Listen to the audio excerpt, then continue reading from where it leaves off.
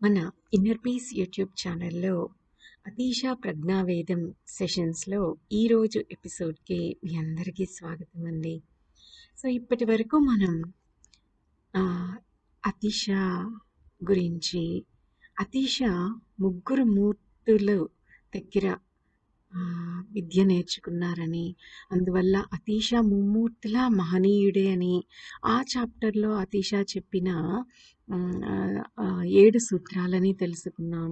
అలాగే ఆ next chapter శ్వేత బీజాల్ని నాటడం అన్న ఆ చాప్టర్లో కూడా అతీష మనకి ఇచ్చిన అద్భుతమైన సూత్రాలని మనం తెలుసుకున్నాం. మీరందరూ కూడా వాటిని ధ్యానంలో శోధిస్తూ వాటి అర్థాన్ని పూర్తిగా అర్థం చేసుకుంటూ ఆచరణలో పెడుతూ మీరు వాటి యొక్క ఫలితాలను అద్భుతంగా అనుభవిస్తున్నారు అని అనుకుంటూ ఇప్పుడు మనం అతీష ప్రజ్ఞావేదంలోని 3rd చాప్టర్లోకి వెళ్ళిపోదాం. ఈ అతీష ప్రజ్ఞావేదంలో 3rd చాప్టర్ ఏంటి అంటే సాక్షిని వీక్షించండి, అంటే సాక్షిని చూడాలి. సో ఇక్కడ మనకి అతీష చెప్పే మొదటి సూత్రం ఏమిటి అంటే సాక్షి ద్వయ సూత్రాన్ని అవగతం చేసుకోండి అంటున్నారు. సాక్షి ద్వయ సూత్రాన్ని అర్థం చేసుకోండి. సాక్షి ద్వయ అంటే అక్కడే అర్థమవుతుంది కదా మనకి, 2 రకాల సాక్షులు, 2 రకాలుగా సాక్షిగా ఉండటం అనే విషయాన్ని మనల్ని అర్థం చేసుకోమంటున్నారు ఇక్కడ అతీష. ఇంతకు ముందు చెప్పినట్టే అతీష సూత్రాలన్నీ కూడా చాలా బీజ రూపంలో ఉంటాయి. అవి మనమే వాటి చిక్కుముడిని విప్పి వాటిని పూర్తిగా అర్థం చేసుకోవాలి. ఇలా సాక్షి ద్వయ సూత్రాన్ని అవగతం చేసుకోండి అని సాక్షిని వీక్షించండి అనే చాప్టర్లో అతీష మనకి ముందుగా చెప్తున్నారు. అత్యంత ప్రాముఖ్యత గల సూత్రాలలో ఇది ఒకటి అని చెప్పవచ్చు. అంతర్రసాయనానికి మూలాధారమైనది అని చెప్పవచ్చు. అంతర్ అంటే ఏంటి? మన లోపల జరిగే ఆ రసాయనానికి మూలాధారమైనది ఈ సూత్రం అని చెప్పవచ్చు. దీన్ని మన హృదయంలోకి చొచ్చుకుపోనివ్వాలి. ఈ సూత్రాన్ని మన జీవితంలో ఓ వినూతన శుభ పరిణామాన్ని ఇది తప్పకుండా తీసుకురాగలుగుతుంది. 100% ఈ సూత్రాన్ని ఆచరణలో పెడితే మన జీవితంలో కొత్త శుభ పరిణామాలు ఎన్నో జరుగుతాయి. ఈ సూత్రానికి 2 అర్థాలున్నాయి. ఆ రెండిటినీ మనం చక్కగా అర్థం చేసుకొని తీరాలి. సో ముందుగా ఇందులో మొదటి అర్థం ఏమిటో చూద్దాం. సాక్షులు 2 రకాలు. మొదటి రకం మన చుట్టూ ఉండే మనుష్యులు. వాళ్ళందరూ మనల్ని ఎప్పుడు గమనిస్తున్నారని, పరీక్షిస్తున్నారని మనకి తెలుసు కదా. సో వీళ్ళందరి నిరంతర నిశిత దృష్టి మనలో ఆత్మ చైతన్యాన్ని సృష్టిస్తుంది. సో ఇప్పుడు ఒక స్టేజ్ మీద అందరి ఎదుట మనం నిలబడ్డప్పుడు మనకి 99.9% మందికి ఒక రకమైన భయం అన్నది ఉండటం జరుగుతూ ఉంటుంది. ఎందుకు అంటారా? ఎందువల్ల మనం స్టేజ్ మీద నుంచున్నప్పుడు మనల్ని చూసేవాళ్ళు చాలామంది ఉంటారు, మనల్ని గమనిస్తూ ఉంటారు, మనల్ని పరీక్షిస్తూ ఉంటారు. వాళ్ళందరూ కూడా అదే పనిలో ఉంటారని మనకి తెలుసు కాబట్టి వాళ్ళందరి యొక్క దృష్టి మనలో ఆత్మ చైతన్యాన్ని సృష్టిస్తుంది కాబట్టి అందువల్లే కొంచెం బెరుకు లేదా కొంచెం భయం అన్నది జనరల్గా ప్రతి ఒక్కరికి కలుగుతూ ఉంటుంది అంటారు ఓషో ఇక్కడ. కొత్తగా స్టేజ్ మీదకొచ్చి నుంచున్న వారికే కాదు, దాని మీదే తమ జీవితాన్ని శాంతం గడిపే వారికి కూడా ఇలా తీరుతుంది అంటారు ఓషో. రంగస్థలం అంటే స్టేజ్ ఎక్కిన క్షణం నుంచి తమ వ్యాసంగం సరిగ్గా సాగుతుందో లేదో, సాగుతోందన్న విషయాన్ని గురించి ఓ గొప్ప వణుకు, ఓ గొప్ప భయము కూడా వాళ్ళకి సదా కలుగుతూనే ఉంటుందట.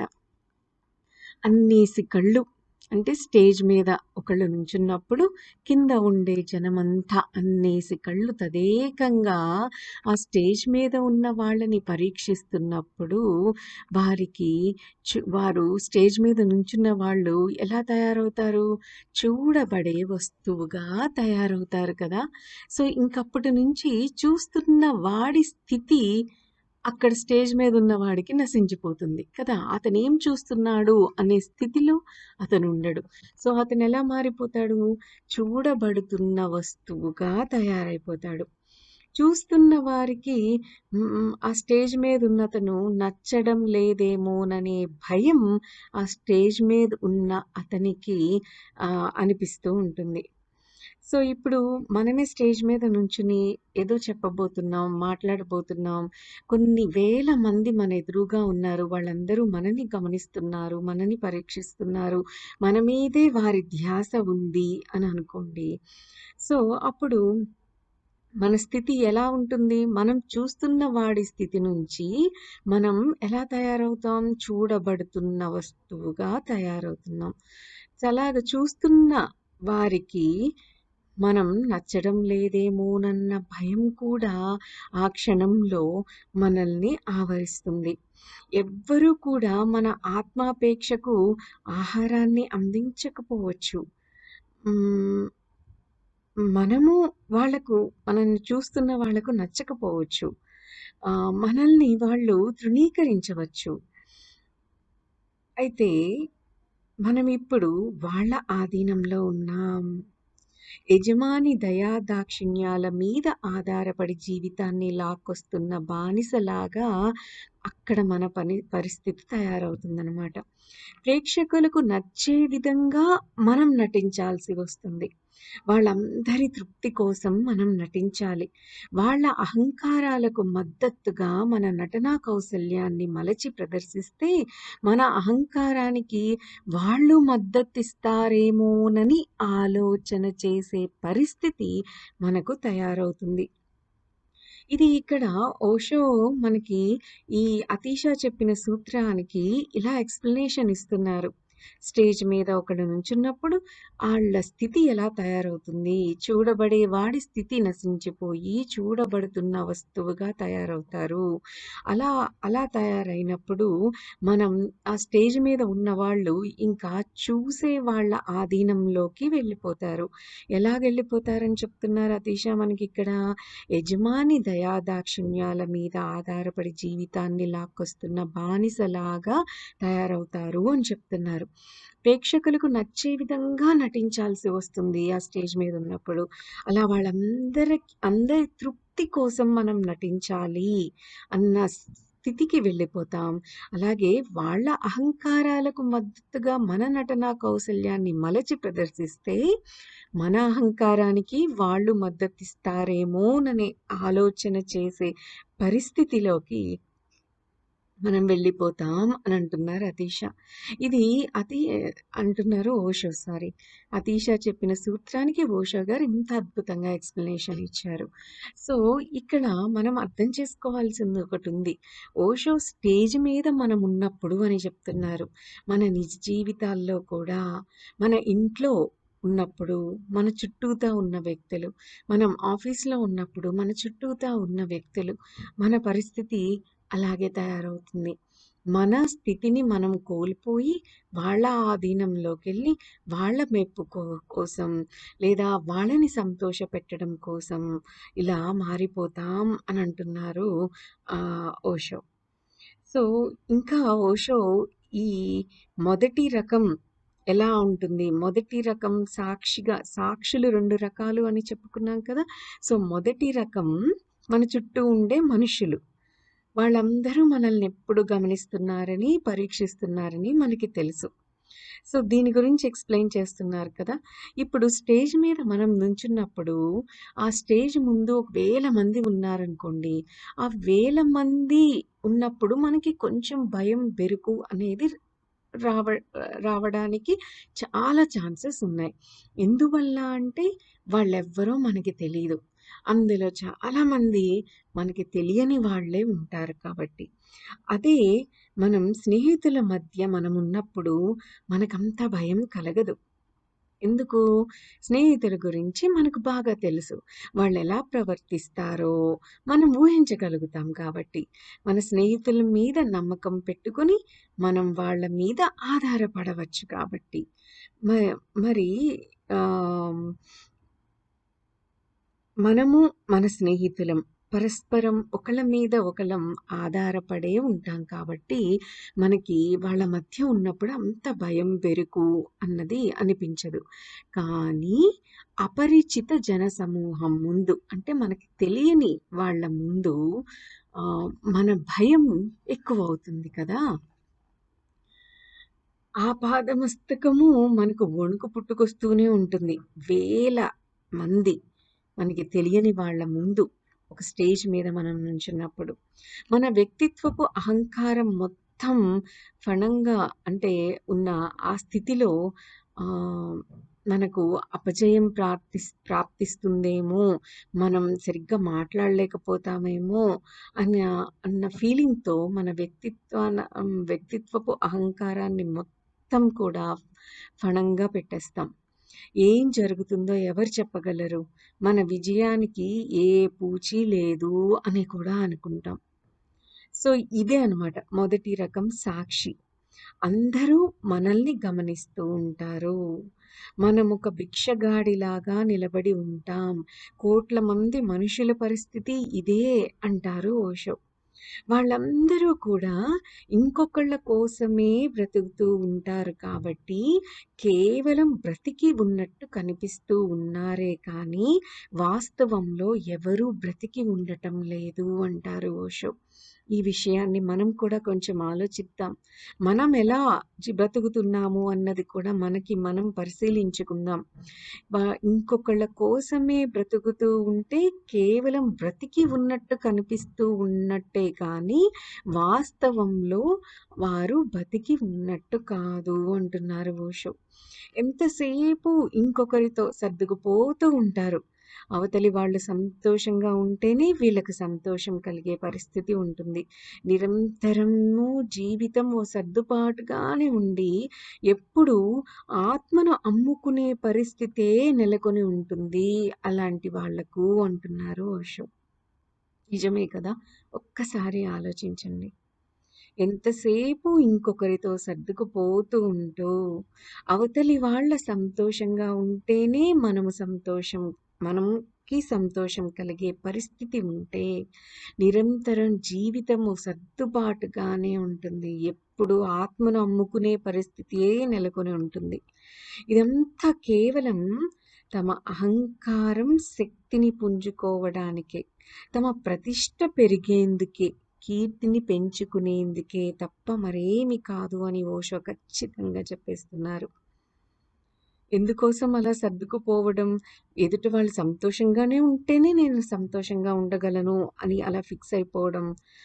జీవితం అంతా సర్దుకుంటూ మన ఆత్మను అమ్ముకునే పరిస్థితిలో మనం ఎందుకుంటున్నామంటే కేవలం అహంకారానికి శక్తి ఇవ్వడానికే. అలాగే తమ ప్రతిష్టను పెంచుకోవడానికే, కీర్తిని పెంచుకోవడానికే అంట.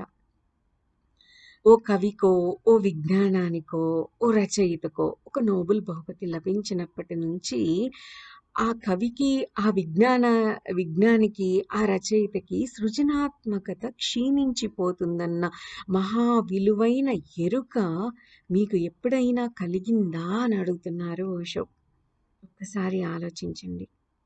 ఆ బహుమతి లభించక ముందున్న స్థాయితో సమానమైన ఏ కవిత్వము, ఏ రచన, ఏ పరిశోధన బహుమతి లభించిన తరువాత ఏ కవికి, ఏ రచయితకు, ఏ శాస్త్రజ్ఞుడికి సంభవించలేదన్న మాట వాస్తవం అని చెప్తున్నారు ఓషో. ఎందువల్ల అలా?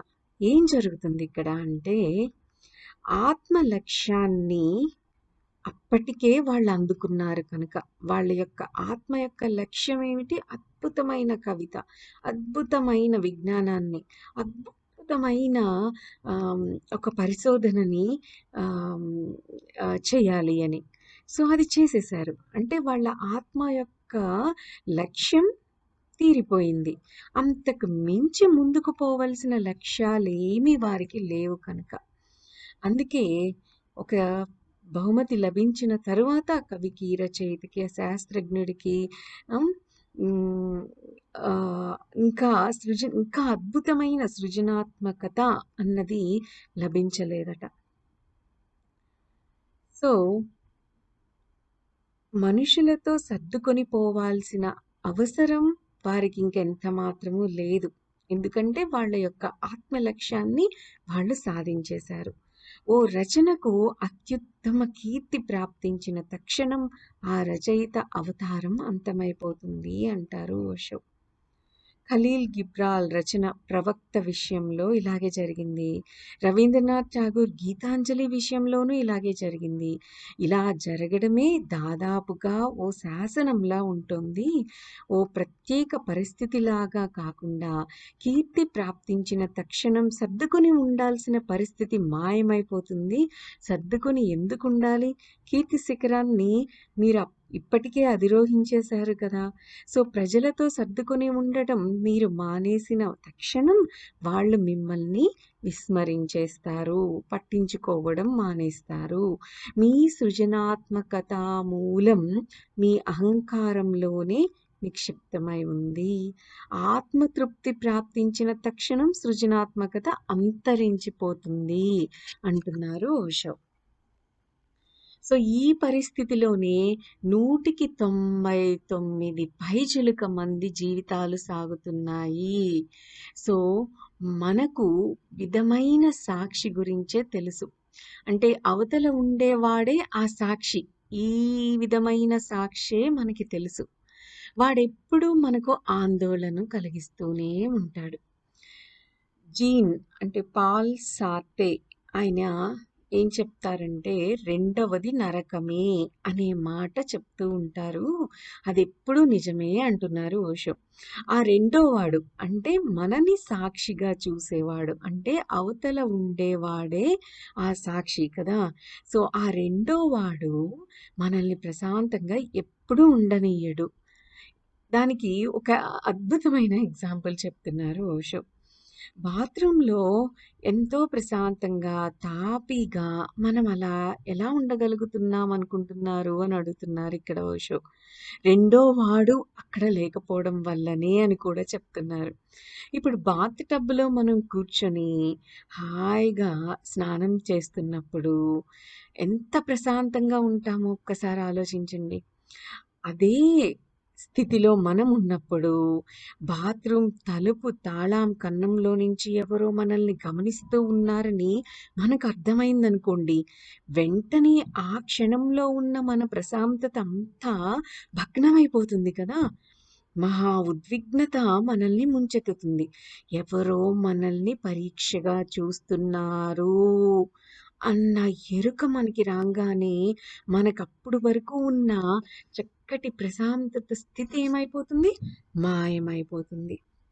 సో మనల్ని భయభ్రాంతుల్ని చేయడం కోసం శతాబ్దాల నుంచి పూజారులు ఏం చెప్తూ వచ్చారు? భగవంతుడు మిమ్మల్ని గమనిస్తూనే ఉన్నాడు అని. అహోరాత్రులు అనుక్షణం మిమ్మల్ని గమనిస్తూనే ఉన్నాడని పూజారులు మనకి చెప్తూ ఉంటారు కదా. మనం నిద్రపోవచ్చు, కానీ భగవంతుడు మాత్రం నిద్రపోడు. మన పక్కనే కూర్చొని మనల్ని గమనిస్తూనే ఉంటాడు. మనం చేసే దుష్ట కర్మలకు శిక్ష విధించి దండించడమే కాక మన కలలలోని దుష్ట చింతనలకు, కర్మలకు, అన్ని ఆలోచనలకు, కోరికలకు, మన భావాలకు అన్నిటికీ ఆయన సాక్షిగానే ఉంటాడు. ప్రతి క్షణం మనల్ని గమనిస్తూనే ఉంటాడు అని పూజారులు అందరూ చెప్తూ ఉంటారు కదా. సో ఈ విధంగా పూజారులు మనుషుల్లో ఎంతో భయాన్ని సృష్టించగలిగారు. సో మనల్ని గమనిస్తున్న దేవుడి గురించి ఇప్పుడు కాసేపు ఆలోచించండి. ఓ నిమిషం కూడా, ఓ క్షణం కూడా మనం మనతోనే ఏకాంతంగా ఉండటానికి అనుమతి ఎప్పుడూ ఇవ్వబడదు అన్న విషయం అర్థమవుతుంది కదా! సో మనుషుల్ని పరిశీలింపబడే వస్తువులుగా దిగజార్చే మహా దౌర్భాగ్యం ఇది, మహాశోకం ఇది అంటారు ఓషో. అంతే కదా!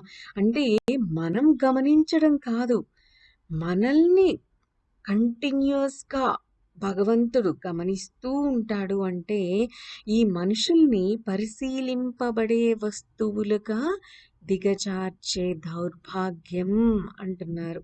ఇది మహాశోకం అంటున్నారు.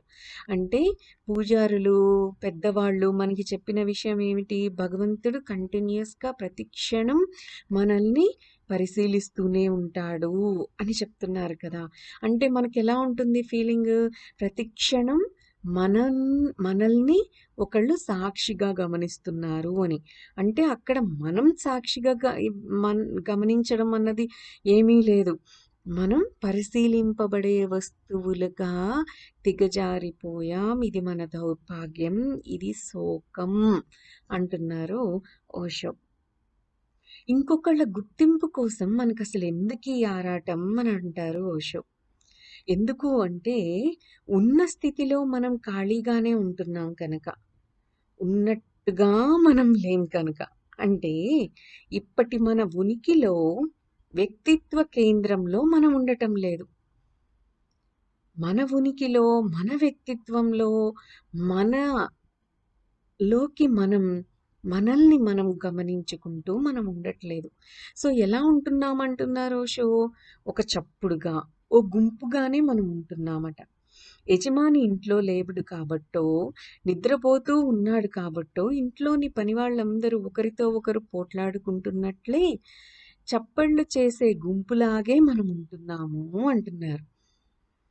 ఎవరైనా మనల్ని గుర్తిస్తే ఓ అబద్ధపు వ్యక్తిత్వ కేంద్రమైనా మనలో ఏర్పడుతుందేమోనన్న ఆశ మనలో ఏర్పడుతూ ఉంది కనుకే మనం ఇంకొకళ్ళ గుర్తింపు కోసం నిరంతరం ఆరాటపడుతూ ఉంటాం అంటున్నారు ఓషో. ఒక్కసారి గమనించండి, ఆలోచించండి.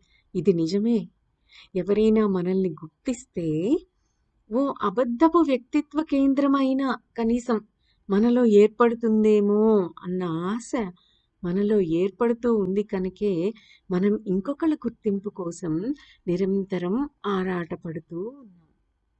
నిజమైన వ్యక్తిత్వ కేంద్రం మనలో ఉండకపోవడం కన్నా ఓ అబద్ధపు వ్యక్తిత్వ కేంద్రం ఉన్నా పర్వాలేదు, సర్దుకుందామని మనం అనుకుంటున్నాం. అది ఏర్పడితే ఒక వ్యవస్థ మనలో తయారై ఓ మనిషిగా మనకు గుర్తింపు లభిస్తుంది. వ్యక్తిత్వం మాత్రం మనకు ఉండదు. కేంద్రంలో నిజంగా మన ఉనికి ఉన్నప్పుడు మనలో పరిమళించే గుబాళింపే వ్యక్తిత్వం. అటువంటి వాడికే నిజంగా తనెవరో తెలుస్తుంది అంటారు ఓషో. సో ఇక్కడ ఒక మనిషిగా గుర్తింపు కోసమే మనం ఇతరుల మీద ఆధారపడుతూ ఉంటాం. ఇతరులు మనల్ని పరిశీలించాలి, మనల్ని గమనించాలి.